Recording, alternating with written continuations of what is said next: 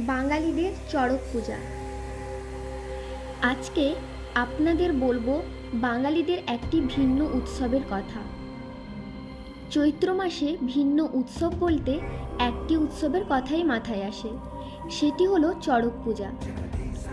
এই নামের সাথে সকলে কম বেশি পরিচিত হলেও এই উৎসব কিভাবে পালিত হয় তা অনেকেই জানেন না। এই চড়ক পূজা হলো পশ্চিমবঙ্গ, ত্রিপুরা ও বাংলাদেশের হিন্দু ধর্মাবলম্বীদের অন্যতম গুরুত্বপূর্ণ লোক উৎসব। শিবকে আরাধনা করার উদ্দেশ্যে এই উৎসব পালিত হয়। শিবের আশীর্বাদ পাওয়ার জন্য ভক্তিমূলক নৃত্যগীতিও হয় এই অনুষ্ঠানে।